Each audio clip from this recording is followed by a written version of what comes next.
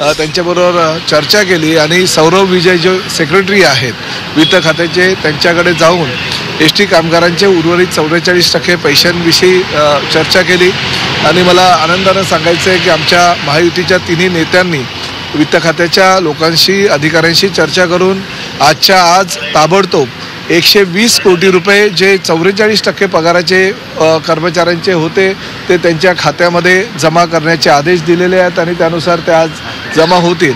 त्यामुळे पुढल्या 3 दिवसाच्या सुट्ट्या असल्याकारणानं आमच्या कर्मचाऱ्यांना मंगळवारी पूर्णपणे त्यांची उरलेली जी पगाराची रक्कम ते दिली जाईल. त्याचबरोबर 2 गोष्टी अजून महत्त्वाच्या ठरल्या की 1076 कोटीची आम्ही मागणी केली होती, त्यावर 120 कोटी रुपये हे आज देऊन उर्वरित रक्कम ही 3 टप्प्यामध्ये मिळणार आहे. आणि प्रामुख्यानं महत्त्वाचं म्हणजे दर महिन्याला जे आम्हाला पगारासाठी सातत्यानं वित्त विभागाकडे विनवण्या कराव्या लागतात त्या कराव्या लागू नये यासाठी प्रत्येक महिन्याला ॲडव्हान्स जे आहे ते आमच्या डिपार्टमेंटला दिलं जाईल, जेणेकरून सर्व कामगारांचा पैसा हा त्यांच्या खात्यामध्ये 7 तारखेच्या पूर्वी जमा होईल.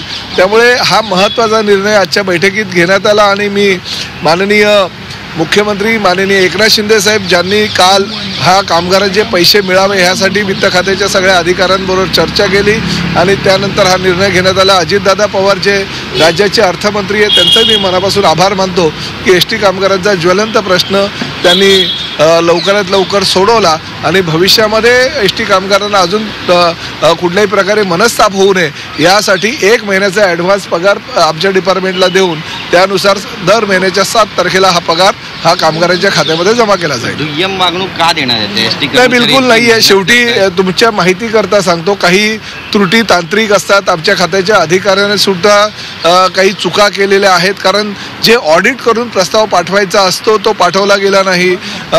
दरवेळेस आमचे कर्मचारी आणि आमचे अधिकारी PFचे पैसे आणि बँकांमध्ये टाकायचे पैसे हे तात्पुरत्या स्वरूपामध्ये कामगारांच्या पगारासाठी वर्ग करायचे आणि त्यामुळे अशी परिस्थिती निर्माण झाली नव्हती. परंतु मी चार्ज घेतल्यानंतर मी स्पष्टपणे सांगितले की PFचा 1ही रुपया इतरत्र कुठेही खर्च करता कामा नये. भले पगाराला थोडा उशीर झाला तरी चालेल, पण PFचे पैशाने जे बँकेचे पैसे ते वेळेवर भरणं त्याचा केलाच पाहिजे आणि त्यानुसार हे संकट उभं राहिलं.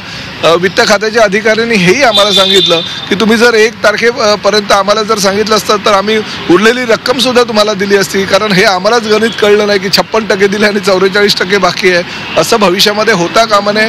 त्यामुळे 1 महिना ॲडव्हान्स आता ह्या महिन्यापासून पगार देण्याचे धोरण जे आहे ते वित्त विभागानं केलेलं आहे. काही चुका आमच्या अधिकाऱ्यांकडून झालेल्या आहेत आणि त्यामुळे असं संकट निर्माण झालं होतं. परंतु आज बैठकीमध्ये अतिशय सकारात्मक निर्णय वित्त खात्याच्या अधिकाऱ्याने आणि प्रामुख्यानं अजितदादा पवार जे राज्याचे अर्थमंत्री आहेत त्यांनी घेतल्यामुळे हा भविष्यातला सुद्धा प्रश्न निकाली निघाला आहे आणि उर्वरित जी रक्कम आहे म्हणजे 120 कोटी रुपये सोडून 176 कोटी रुपयाची मागणी जी होती ती 120 कोटी रुपये मायनस करून उर्वरित रक्कम 3 टप्प्यात देण्याचं वित्त विभागाने मान्य केलेलं आणि त्याचबरोबर त्या जे पैसे आम्ही मागतोय त्याचं ऑडिट करून तशा प्रकारचा प्रस्ताव त्या खात्याला सादर करायचे. त्यामुळे सकारात्मक निर्णय झाला आणि त्यामुळे कर्मचाऱ्यांना आता कुठल्याही प्रकारे काळजी करायची गरज नाही. पुढल्या महिन्यापासून 7 तारखेला त्यांच्या पगार बँकेमध्ये त्यांचा पगार पोचला जाईल.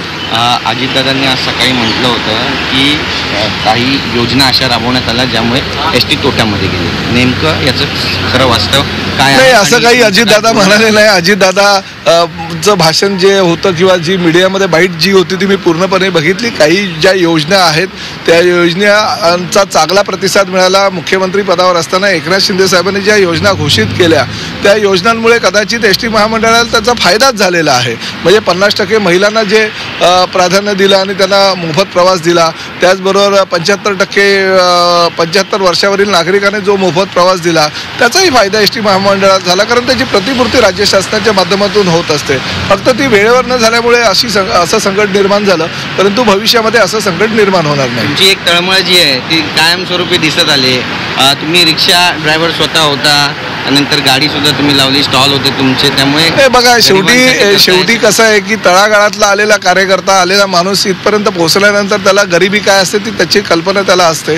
मी भले 8 वर्षे 9 वर्षे रिक्षा चालवायचं, मुख्यमंत्रीपदी असताना एकनाथ शिंदे साहेबांनी पण सांगितलं होतं ते, आणि मी एकाच काळी एकत्रच त्यावेळेस रिक्षा ड्रायव्हर म्हणून काम करत होतो.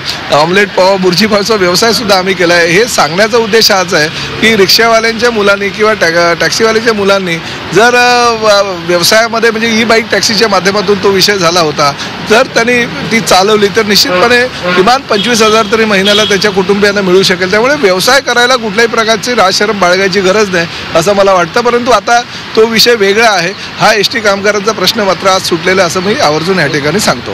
1 मिनिट 2 मिनिटं द्या, फक्त 2 मिनिटं.